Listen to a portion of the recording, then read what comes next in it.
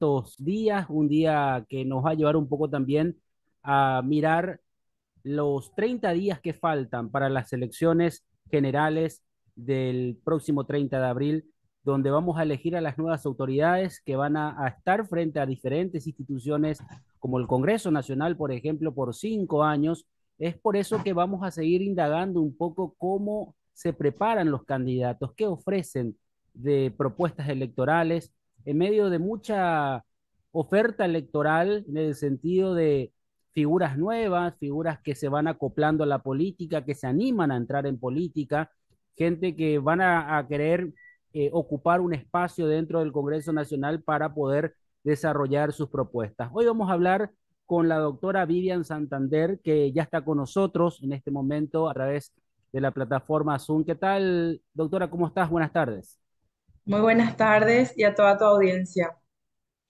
Bueno, doctora, uno dice política, estás dentro de una profesión muy sensible, muy delicada, con mucha demanda y con mucha necesidad cuando se habla de la población. Digo esto porque dentro de todas las propuestas que uno escucha a nivel de las candidaturas a la presidencia de la República, sin dudas no puede faltar el área de salud, porque es algo que hay una deuda demasiado grande todavía pendiente en nuestra sociedad. ¿Por qué candidata a diputada por Central de Patria Querida siendo médica, siendo doctora, teniendo una profesión donde puedes estar siempre estás en contacto con la gente, doctora? Y sí, justamente por eso, porque tuve esa oportunidad de estar trabajando con toda la ciudadanía, con los pacientes, por los hospitales. Hace más de 15 años que estoy en la profesión, soy ginecóloga, soy obstetra. Fui directora del Hospital de Calle y San Lorenzo, en donde gracias a la gerencia que realizamos tuvimos una ampliación en ese hospital. Hicimos la terapia neonatal y adultos en nuestra gestión. Y es por eso que ese acercamiento y esa necesidad de la población a una salud integral de calidad, calidez, fue lo que me hizo lanzar ahora en la política. Es la primera vez que yo entro en la parte política, pero es la única manera en donde vamos a tener más sustentabilidad en cuanto a las acciones en salud. La salud, como hoy en día pasamos una pandemia del COVID, el dengue, ahora chikungunya, y todos los hospitales están desabastecidos, están abarrotados. Necesitamos un mayor presupuesto para lo que es el personal de blanco, mayores insumos, y sobre eso se centra nuestro eje, salud, educación y deporte. Siempre prometen los políticos salud, pero nadie que no esté ahí en el hospital puede saber realmente la necesidad que está atravesando un paciente dentro del hospital, ya sea como paciente, como familiar de paciente y, ¿por qué no, como médico? Vivo en carne propia día esa situación. Entonces me propuse entrar para poder hacer algo más por la ciudadanía, ya dejarle ese legado a mis hijos, a mis familiares, a mis amigos y a todas las personas que siempre confiaron en mi trabajo. Entonces, ese es el fin por el cual yo entro a la política ahora, porque sabemos en nuestra piel está esa necesidad, esa circunstancia del día a día, y es lo que queremos hacer, mejorar, transformar, cambiar realmente la situación a través de un lugar más alto que es el Congreso. Como directora de un hospital podés ayudar a cierto tipo de gente, de ciudadanos que están en alrededores, pero estando en el Congreso, esa prioridad de salud va a tener mucho más peso, mucho más sentido, mucho más prioridad, y voy a ser la voz de tanto médicos, enfermeras como pacientes, porque ese día a día en los hospitales es bastante duro. El hecho de utilizar nuestro dinero en salud, en comprar medicamentos, hace que cada vez más la situación sea difícil, la vida sea difícil. Doctora, nombraste el tema también educación. ¿Cómo va de la mano la salud y la educación? ¿Cuál es un poco tu propuesta en ese sentido? Y en educación tenemos todo lo que es salud sexual y planificación, es educar justamente para evitar los embarazos en la adolescente, para las infecciones de transmisión sexual, todo lo que es educación para prevenir adicciones, y eso justamente otra vez se correlaciona con el deporte. Esos son los tres ejes: educación, salud y deporte, haciendo ejercicios, evitamos enfermedades, diabetes, hipertensión, obesidad. Entonces esos tres ejes se interrelacionan entre sí y gracias a la educación vamos a tener salud también. Vamos a prevenir embarazos en adolescentes y esa educación va a ser mucho más productiva para la sociedad porque si no entramos en la facultad a realizar o a estudiar algo, vamos a realizar un trabajo y eso otra vez va a ayudar en la casa, ese aporte diario. Entonces a eso nos estamos apuntando, a educación, más deporte y prioridad en salud. Doctora, ¿cómo tratar un poco de descentralizar la salud? Sabemos que muchas veces algunos incluso proponen que las gobernaciones sean las encargadas de manejar el área de salud. ¿Cómo hacer que la atención o el servicio de salud pueda llegar a toda la población? Porque muchos hablan y dicen, bueno, hospitales, centros de salud y también ahora las unidades de salud familiar. O sea, hay tantos escalones que yo no sé si eso permite que la gente pueda acceder al sistema de salud. Sí, la verdad que el ente principal es el Ministerio de Salud.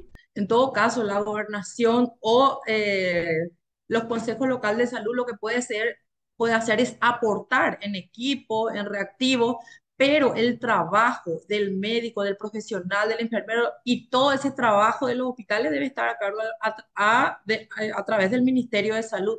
Lo que hay que hacer es cierto, si bien es cierto, es descentralizar un poco, potenciar las unidades de salud familiar porque esa unidad de salud familiar es la que tiene un área de población en donde tiene que conocer y tiene que resolver los problemas. Los problemas más graves, las enfermedades más complejas, sí pueden ser atendidas en hospitales generales, pero si potenciamos esa unidad de salud familiar que desde un principio y en nuestra época se inició, eso va a hacer que la población pueda ser en su lugar, en su ciudad, pueda ser atendida de manera correcta y tener un resultado positivo de esa enfermedad. Entonces, tanto que la gobernación entre a tallar en lo que es salud, de manera de apoyo, sí, pero el ente principal es el Ministerio de Salud. Eso tiene que estar bien claro, porque son los médicos, el personal de blanco que tiene que ser fiscalizado por otro médico, debe ser controlado, auditado por otro médico y las gobernaciones y los consejos locales de salud sería más bien un apoyo a lo que es todo lo que sea laboratorio, estudios complementarios, que no tienen nada que ver con lo que es el tratamiento y el diagnóstico, ¿verdad? Hablaste de salud integral. ¿En qué consiste? O sea, uno puede entrar en un hospital y recibir toda la atención, salir con medicamentos. O sea, ¿en qué consiste esa salud integral? Y justamente uno de los proyectos a corto plazo que tiene Patria Querida a través de la candidatura de la autora Vivi Santander como diputada por Central es abastecer esos hospitales de medicamentos, de los medicamentos básicos que se utilizan día a día, de conseguir ese presupuesto para profesionales que hacen falta, médicos, enfermeras, radiólogos, bioquímicos, que nos sirven para hacer el diagnóstico y tratar de manera correcta la patología, tener ese presupuesto para poder tener más profesionales que puedan trabajar, porque hoy día se redobla la cantidad de pacientes en los hospitales y se tiene la misma cantidad de médicos y enfermeras que nos dan ese soporte, esa buena atención al paciente. Entonces, esa calidad de atención es también importante. ¿Y por qué integral? Porque el paciente, una vez que ingresa al hospital, debe ser atendido como corresponde, debe tener los diagnósticos laboratoriales, radiológicos, de imágenes dentro del hospital y no salir afuera a hacerse estudio y gastar otra vez, pasar otra vez junto al médico, tener un diagnóstico certero, medicarlo e ir a la farmacia para poder retirar esos insumos y salir ya con todo el esquema de tratamiento, ir a la casa solo para su reposo y para seguir el tratamiento y luego venir en una semana o en 3 días, de acuerdo a lo que dice el profesional, para su control posterior. O sea que esa salud integral hablamos para poder tener todos esos métodos, tanto médicos, imagenológicos, laboratoriales y la farmacia compleja dentro de un hospital para que el paciente salga con esa solución. Tenemos que ser resolutivos, tenemos que ser prácticos. Eso es lo que tenemos que hacer. Y para eso necesitamos dotar a nuestros hospitales de la cantidad de personas apropiadas, de profesionales, de los equipos y lo más importante, los medicamentos, que hoy día son carísimos y con cada gasto que tenés mínimo un 200, 300 mil. Por cada hijo que tenés gastás 80, 100 mil.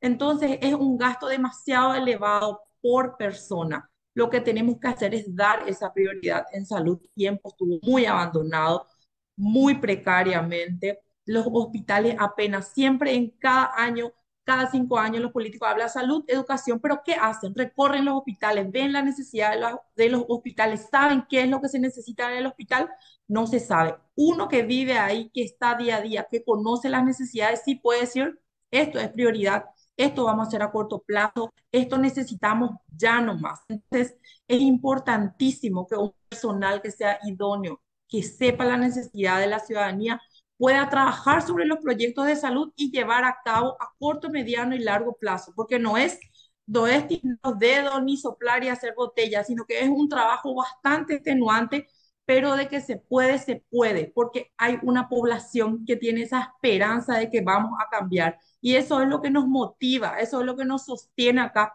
porque luchar contra partidos tradicionalistas o de repente debatir con ellos es muy difícil. Lo que nosotros tratamos es de seguir adelante con nuestra convicción, con esa fe, con esa esperanza de que podemos poner ese grano de arena, ayudar a la sociedad en lo que nosotros sabemos y que es la medicina.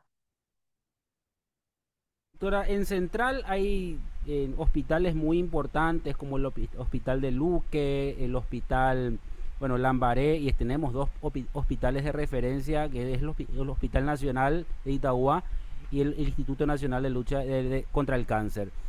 Y uno de los problemas siempre del Instituto del Nacional del Cáncer es los medicamentos, aquellos que constantemente los pacientes oncológicos están reclamando. El presupuesto tiene que contemplar una cantidad básica de medicamentos porque se habla mucho de que son costosos. Y el Ministerio de Salud debe de garantizar esos medicamentos anualmente, ¿usted cree? ¿O solamente hay que comprar lo que se puede y ver qué se hace después? ¿Cómo uno planifica eso, doctora? Y justamente nosotros tenemos que entrar a saber cuáles son los medicamentos más utilizados en el hospital de cáncer de acuerdo a la patología de cada paciente, hacer un presupuesto real, no un presupuesto de sostén, de ayuda, sino un presupuesto real teniendo en cuenta la estadística de cuántos pacientes ingresan cada año con cáncer y prever esa situación de medicamentos, solicitar un presupuesto adecuado para cada hospital. Justamente como dijiste, el Hospital de Cáncer, el INCAN, el Hospital Nacional, el Hospital General de Luque, son hospitales generales, son de amplia cantidad de pacientes. Entonces el presupuesto debe ir acorde a la cantidad de pacientes que utiliza ese hospital. Es importante, el presupuesto de salud es insuficiente. Entonces, por eso es que tenemos que entrar en cada hospital, ver cuál es la patología más frecuente, cuáles son los medicamentos y tratar de prever, no utilizar el presupuesto solo en esa época de necesidad o solo en ese momento de auxilio, sino tener ya esa prevención de lo que vamos a utilizar y tener los insumos de manera constante, de tal manera a evitar que ese paciente vaya al hospital, no pueda conseguir su medicamento y deba comprar. Doctora, otra cuestión que se habla mucho en estos tiempos es la necesidad un poco de ver cuáles son las condiciones laboral del personal de blanco. ¿Se gana más en el sector privado porque el sector público expulsa a su personal por las condiciones o no? La verdad que yo estoy en el ámbito privado y también estoy en el ámbito público y todo depende de la cantidad de horas y de trabajo que uno hace para poder tener mayor productividad. De igual manera, en el hospital público nosotros tenemos una función específica y tenemos esa atención al paciente. Obviamente que si uno va a elegir en donde el trabajo es más seguro, en donde el trabajo es menos forzoso, va a ser un hospital privado, no va a ser un hospital público. En el hospital público el médico está expuesto al maltrato, de repente a las denuncias, no tenemos un sistema que protege realmente al médico, el médico no tiene seguro, no tiene seguro médico, hace poco tuvimos accidentado un médico que tuvimos que ayudar como sea, no hay un seguro médico que le pueda dar, no hay una asesoría jurídica que le pueda proteger. Entonces, hay muchas cosas por las cuales se debe trabajar.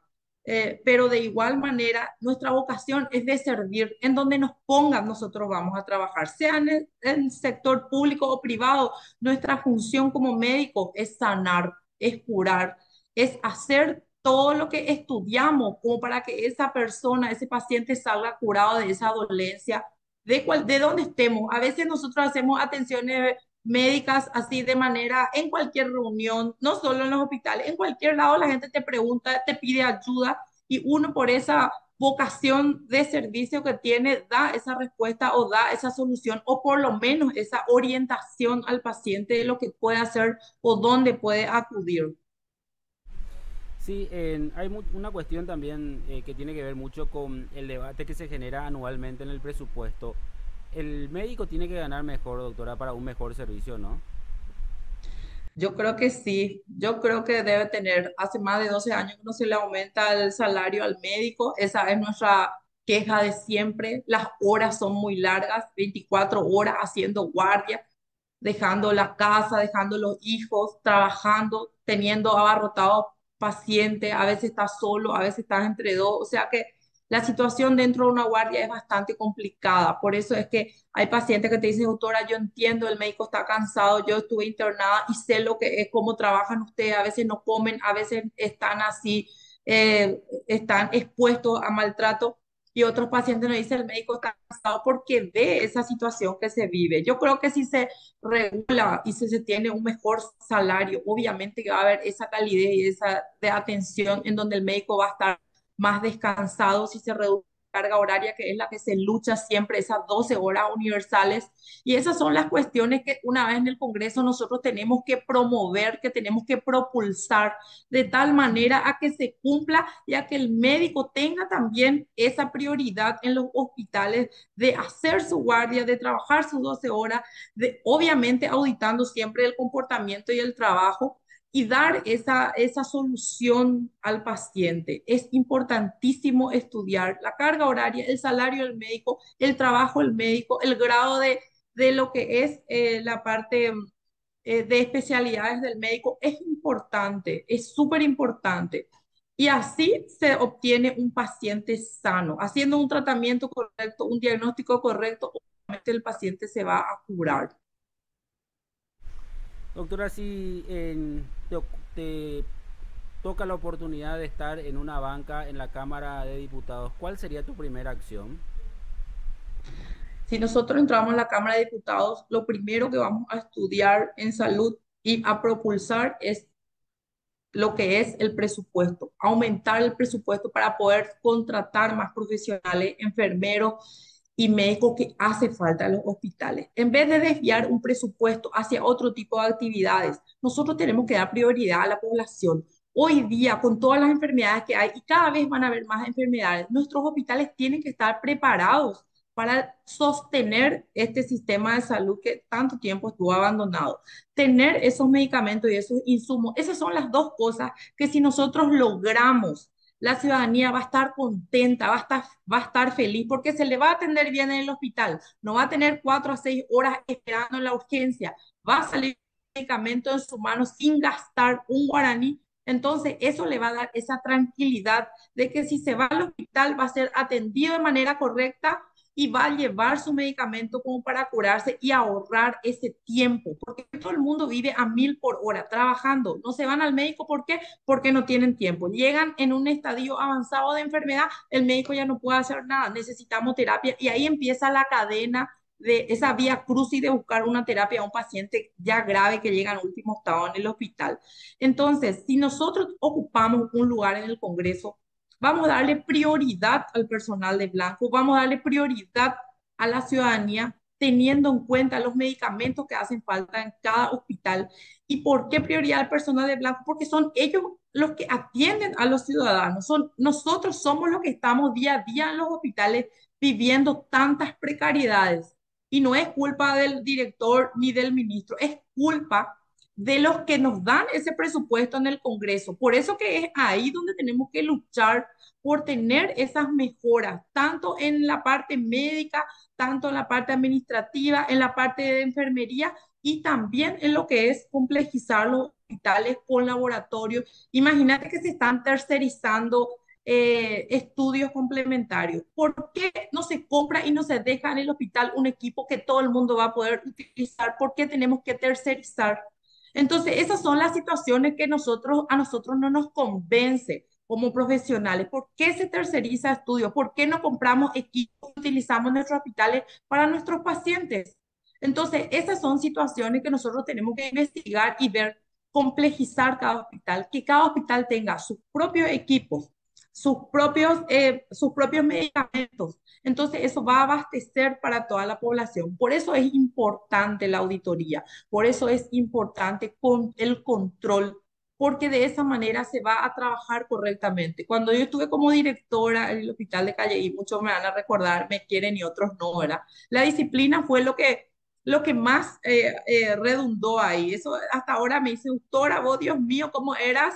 Y yo realmente no me acuerdo porque no me acuerdo. Entonces, esa disciplina que reinó ahí en ese momento hizo que hoy día este hospital de Calle, que era un puesto de salud, hoy sea un hospital general con todas las características y con todo lo que tenemos.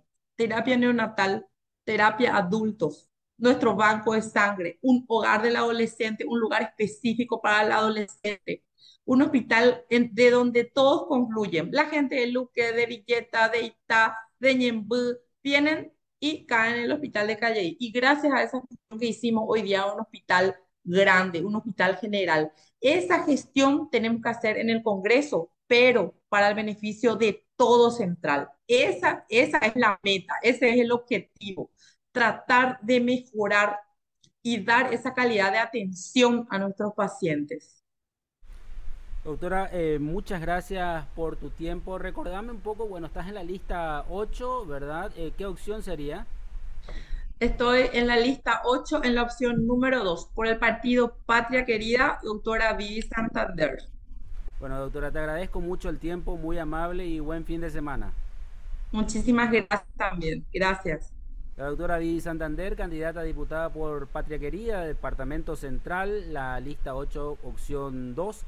Bueno, hablamos mucho de salud, que es una de las quejas constantes que hay en cada familia paraguaya. El tema de la salud, que es demasiado importante, que nos afecta a todos, seamos periodistas, seamos trabajadores de alguna institución pública, del sector privado, artistas, bueno, todos entramos a la hora de necesitar la atención de salud y ahí es donde el sector público debe de brindar la mejor atención. Y eso depende mucho, pero muchísimo del presupuesto que se estudia anualmente en la Cámara de Diputados y en la Cámara de Senadores. Vamos a hacer una breve pausa y después ya estamos con nuestro otro invitado en este viernes 31 de marzo.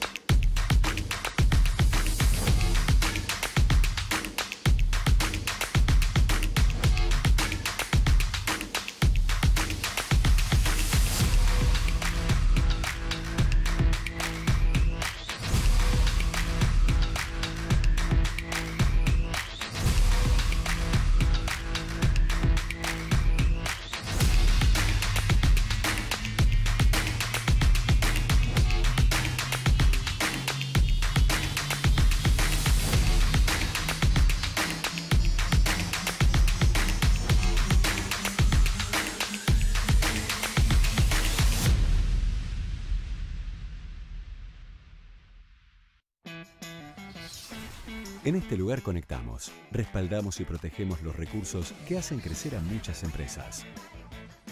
Como a la cafetería de Emilia, a quien le brindamos conectividad para que siempre esté cerca de sus clientes. O la importadora de Martín, que puede trabajar desde donde quiere y tiene respaldada y accesible toda su base de datos.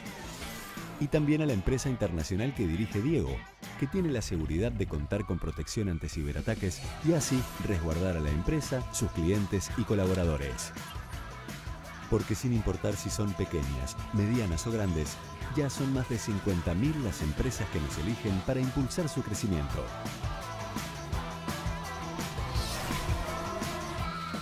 Tigo Business. Conexiones que impulsan. La vida está hecha de momentos. Algunos son cálidos y tiernos. Otros, un poco más íntimos. Y también están aquellos divertidos e inolvidables. Pero hay algo que todos estos momentos tienen en común. Nuestras ganas de compartir contigo y de darte el mejor servicio. Ogaúcho, 22 años acompañándote en todos tus momentos.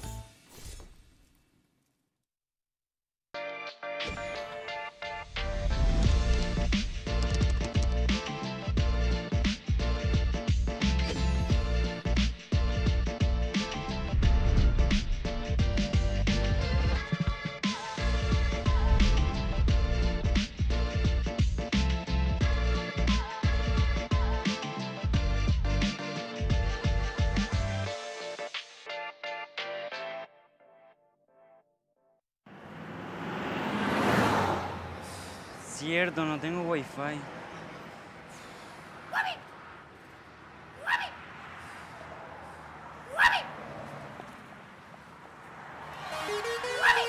Sin conexión Café, ahora con el pack WhatsApp ATR estás a 1000 y de estar siempre conectado. ¿Qué? 24 horas de WhatsApp por 1000 guaraníes.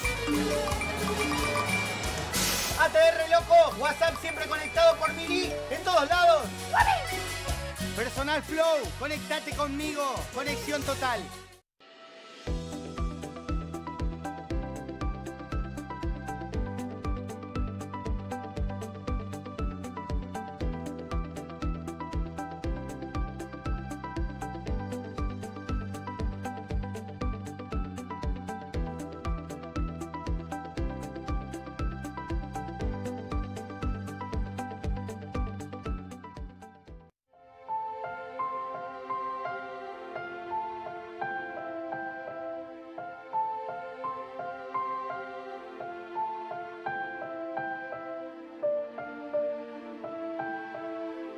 Si tenés algo que contar, contalo. Hablar es la mejor manera de resolver, acompañar, proteger, crecer. Hablemos. El plan perfecto para Semana Santa en contimarket.com. Del 28 al 31 de marzo, encontrá las mejores ofertas para comprar desde donde estés. Y con las tarjetas de crédito Continental, tenés hasta 35% de ahorro, más 12 cuotas sin intereses. Límite de compra, más bases y condiciones en bancontinental.com.py. Contimarket. Comprar te va a encantar. ATR, ahora con Flow.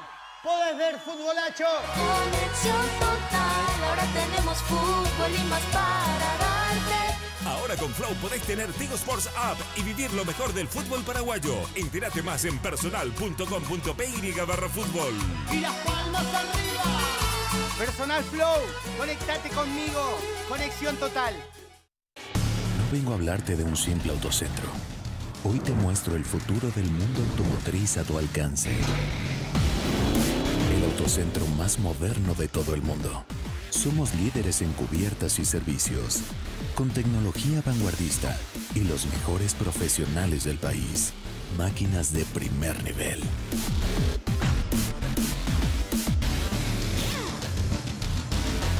Vení y viví la experiencia Exbri.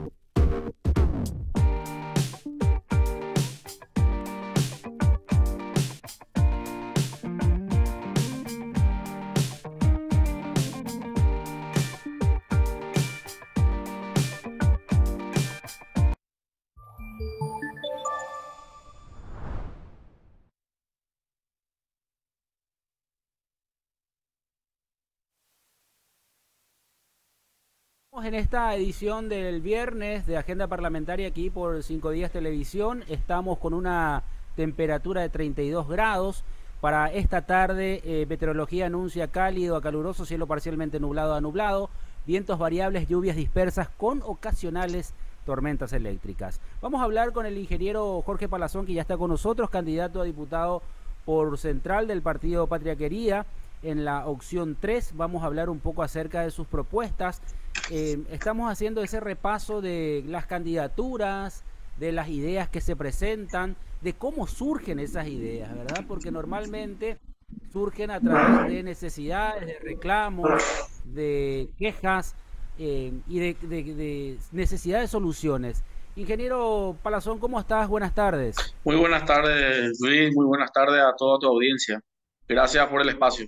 Gracias a vos por atendernos, doctor. Ingeniero, perdón, estamos mirando un poco acerca de tus principales propuestas y una de las cuestiones que siempre genera un poco de necesidad de atención porque nos afecta a muchos es el tema de la reactivación económica. Dentro de esta idea que propones, ¿cómo surge la propuesta de la reactivación económica? ¿Dónde se puede ajustar o poner el tornillo como para que la máquina siga o funcione mejor? Bueno, esto surge así como vos mismo lo dijiste, ¿verdad? A través de el día a día con la gente, el escucharle a la gente, el reclamo popular. Para mí, desde mi punto de vista, estoy ya involucrado en la política ya hace varios años, ¿verdad? Me supuse que desde parte del gobierno iba a venir algún tipo de planteamiento de refinanciación de deudas, ¿verdad? Por el tema de la pandemia. Sabemos que mucha gente tenía su panadería, su confitería, sacaron préstamos, compraron sus maquinarias, ya sea su freezer, su heladera. Hablo de medianos comerciantes, ¿verdad? En pandemia, yo soy un seguidor muy de la parte comercial en redes sociales, ¿verdad? Tengo muchas páginas comerciales y vos veías cómo la gente vendía su elemento de trabajo, ¿verdad? Su plancha de lomito, vendía su heladera, vendía, y pues, y bueno, cuando esto termine, ¿qué van a hacer, verdad? Pagar las deudas que adquirieron para comprar eso, ¿verdad? Pero del Estado tendría que haber venido unos créditos blandos, ¿verdad? Refinanciación de deuda. Nadie dice condonación de deuda, que es perdonarle la deuda a la gente, ¿verdad? Pero créditos blandos, refinanciarle su deuda para dar otra vez ese impulso a la gente a reactivarse, ¿verdad? No hubo, y bueno, eso es lo que al menos es una de mis propuestas es, ¿verdad? Conseguir el dinero del extranjero, así como trajeron 1.600 millones de dólares que no sabemos dónde fue a parar. Bueno, así hay que traer un buen capital para poder refinanciar reembolsable, no reembolsable. Acá el comerciante no pide que se le regale el dinero, pero sí que se le dé una mano. Y bueno, de ahí surge esta propuesta de reactivación económica. Ingeniero, vos sabés que un tema que se reclama mucho es acerca de esa oportunidad y en todos los sectores. Vos sos ingeniero agrónomo y sabés Sí. también que dentro en el campo los productores necesitan acceder a créditos, necesitan tener sus productos, comercializar. Y una de las preocupaciones que siempre existió es dónde uno va a ir a pedir créditos y en qué condiciones, ¿verdad? Porque siempre te piden garantías, siempre te piden tantos requisitos que finalmente no terminan por permitirte progresar, ¿verdad? Porque te vas a estancar considerando que vos necesitas el crédito precisamente para poder obtener algunos bienes. ¿El Banco Nacional de Fomento es el encargado o hay que crear otra institución? No, las instituciones están. El Banco Nacional de Fomento, está el Crédito Agrícola de Habilitación, está el Fondo Ganadero, pero funcionan, es la pregunta, ¿verdad? Pero más allá de dar un crédito, vos podés ser un mediano productor, vamos a decir que plantás sandía, melón en la época, en otra época plantás cebolla, zanahoria, perfecto, pero sacas un préstamo, esperás. El problema de la reactivación económica del pequeño productor es un poco más complejo que acceder a un crédito, sino que estandarizarle los precios, que haya un Ministerio de Agricultura que comercialice a través de cooperativas, que tenga un precio estándar. Entonces yo te voy a decir a vos, Luis, si vos plantás cebolla, lo mínimo que te vamos a pagar y te aseguramos es 2.000 guaraníes el kilo. Entonces vos ya planificás, voy a plantar cebolla y en el peor de los casos 2.000 guaraníes me van a pagar. Ahora, si yo no consigo mejor precio, tengo la libertad de venderla a quien yo quiera, a cualquier supermercado, ¿verdad? Pero saber que hay una base, un Estado que responda, un Estado, un Ministerio de Agricultura que se modernice, que tenga un centro de comercialización, exportación. O sea, este Ministerio de Agricultura está lleno de funcionarios y ¿cuál es hoy la función del Ministerio de Agricultura? Hay que involucrarse en todo, hay que intervenir todas estas instituciones. De repente, a lo mejor le falta ideas, ¿verdad? Pero yo soy una persona que habla mucho con la gente, que está mucho por la calle, ¿verdad?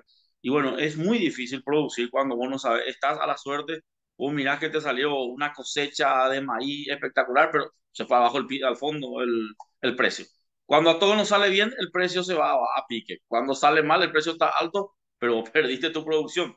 O sea, hay que ver la forma de garantizar o trabajar con seguros, ¿verdad? Seguros agrícolas donde si tú, hoy tenemos todo, hace poco subsidios otra vez, ¿verdad? Huelga por subsidio. Si hubiera un subsidio agrícola, un seguro agrícola que trabajara con el Ministerio de Agricultura, entonces el Estado paraguayo, vos ni yo de nuestros impuestos no tendríamos que pagar ningún subsidio. Salió mal la cosecha, el sésamo salió mal, bueno, perfecto, vamos, verificamos, sí, este señor plantó 2 hectáreas, le salió mal, corresponde que el seguro le reembolsa. O sea, tantas cosas hay y son fáciles que no entendés cómo nos aplican. Pero bueno, para eso queremos llegar, ¿verdad? Para eso queremos ocuparnos de todo ese sentir de la gente, de la calle, ya sea del campo, de la calle. En este caso, el Departamento Central tiene mucha producción agropecuaria en cuanto a granja, en cuanto a frutas. Bueno, estar un poco con la gente, ¿verdad? Escucharle y ver desde el Congreso los lobbies que se pueden hacer en los diferentes, en las diferentes instituciones del Estado que tienen que hacer su función. Otra de las cuestiones tiene que ver con el medio ambiente. ¿Qué propones en ese sentido, ingeniero? Bueno, el medio ambiente es casi igual que la reactivación económica, es amplio. En nuestro país tenemos tantas cosas que proponer porque muy poco o nada es lo que se hace en el medio ambiente, pero lo principal y lo más grave en este momento es ya el, el alcantarillado sanitario, que no, ya es imposible un país como el nuestro que no invierta en alcantarillado sanitario. Sabemos que tiene media sanción en el Congreso, pero siempre está así, nunca sale. Siempre es una bandera, una promesa de campaña del Partido Colorado. Siempre están prometiendo acá en la ciudad de Lambaré, pues yo soy de Lambaré, cuando hubo elecciones a intendente ya se dio un paso más por el alcantarillado sanitario, se le eligió al candidato a intendente del Partido Colorado, nuevamente durmió, sigue durmiendo el alcantarillado sanitario, y en Lambaré las casas están ya sobre 4, 5 o 6 pozos ciegos, ¿verdad? Más allá de esa problemática que tiene la gente. Pero si tu posesivo revienta y va a la calle, viene la municipalidad y te multa. Pero no hay solución. O sea, hoy ya no sabemos a dónde poner un posesivo. Es grave ya la situación, pero más grave que eso es la contaminación del acuífero guaraní. Eh, Sabemos que tarde o temprano vamos a echar agua de ahí y vamos a tener que consumir el agua de ahí. Y bueno, el alcantarillado sanitario es una cuestión de que hay que hacer lobby, hay que insistir sobre eso para que salga, ya no se puede esperar más, al menos lo que es el área metropolitana del Departamento Central ya no puede estar sin alcantarillado sanitario. Me refiero al alcantarillado sanitario, para lo que no entienden el término, es la cloaca. Claro, claro. Lo que pasa es que muchas veces te dicen algunos políticos que son obras que, ¿para qué vas a hacer si no se ve? Está bajo tierra. Entonces, así mismo.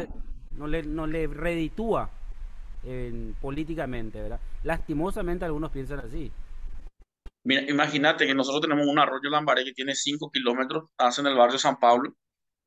Es un arroyo que está constituido por nacientes por todas las paredes, la naciente de agua pura, agua que viene del acuífero justamente, y se contamina con los caños de cloaca de la ciudad, ya sea de industria, ya sea de las casas, y no hay una solución para esto, ¿verdad? El día que tengamos el alcantarillado sanitario, estas cañerías vayan a la planta de tratamiento que tiene que estar en teoría al costado del Cerro Lambaré, bueno, ese arroyo Lambaré se recupera. Es así de fácil, parece un sueño, pero es así, es una inversión de la que ya hace más de 10 años se habla, pero no sale.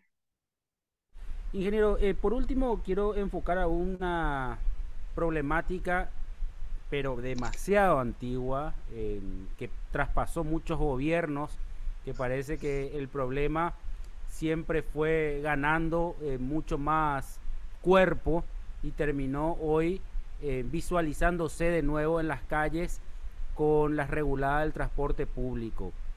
En Central sabemos que hay una población demasiado importante que se traslada para poder trabajar a la capital. Eso requiere el transporte público de Ñemby a Asunción, Lambaré, Luque, Limpio, o sea, varios accesos que terminan por complicar más a la gente que encontrar soluciones. ¿Qué propones para el ámbito del sector del transporte público? Bueno, así mismo, Luis. Bueno, hoy también esto va un poco por la parte económica, ¿verdad? El paraguayo, antes de comprarse un terreno o una casa, busca comprarse un auto, ¿verdad? Es otro sentir de la gente. ¿Y por qué queremos un auto? Porque es humillante el transporte público. Y ya no es una cuestión de cambiemos los colectivos, pongámosles aire acondicionado. No, no pasa por ahí. Ahí vamos a seguir en los años 50. Nosotros necesitamos modernización del transporte público. Necesitamos trenes de cercanía, incluso tranvías. Y ese dinero no podemos decir que en el Paraguay no hay. Porque hubo una época donde tuvimos tranvía y tuvimos trenes y no se pagaban impuestos como se paga ahora. Ahora pagamos, todos pagamos impuestos. ¿Dónde van a parar esos impuestos? Incluso viene un tren de cercanía o viene un servicio de tranvía o lo que sea, también nos van a cobrar, no nos van a dar gratis tampoco subirnos a eso, ¿verdad? Pero yo creo que falta mucha gestión. Lo mío siempre es la gestión. A mí me gusta, me caracterizo por ser una persona que gestiona, que insiste, una persona muy intensa cuando así lo requiere, ¿verdad? Entonces, si tu obligación es atenderme y dar una respuesta, yo voy a estar ahí en tu pasillo, como si vos sos ministro, haciendo lobby para que me den una solución primero por la buena y después veremos cómo, ¿verdad? Si tenemos que manifestarnos para conseguir, vamos a manifestarnos para conseguir, pero ya no podemos, ya falta un liderazgo, alguien que se preocupe y va a saber que la gente, la ciudadanía va a acompañar a una persona que se preocupe por solucionar estos problemas. Bueno, ingeniero, te agradezco mucho el tiempo. Estás en la lista número 8, opción 3, ¿verdad? Sí, para diputado de Central. Lista 8, opción 3. Y senador, ¿cómo trabaja con el tema de senadores? Por senador estoy con Orlando Penner, opción 1. Ah, con Orlando Penner, sí, opción 1. Bueno, ingeniero, muchísimas gracias por atendernos. Bueno, que pases un buen fin de semana y vamos a seguir hablando en estos 30 últimos días que quedan para las elecciones. Gracias, Luis. Un saludo a tu audiencia. Gracias, ingeniero Jorge Palazón, candidato a diputado por Central del Partido Patria Querida en la opción 3, hablando acerca de 3 ejes fundamentales. Es el tema ambiental, tema del servicio, el transporte público y la reactivación económica, como decía el ingeniero Palazón, todo va de la mano con el tema económico, todo afecta a la gente a la hora de producir, a la hora de generar algún ingreso que le permita llevar el sustento a sus casas. Cerramos esta edición de Agenda Parlamentaria aquí por 5 Días Televisión. Nos reencontramos el lunes. Buen fin de semana.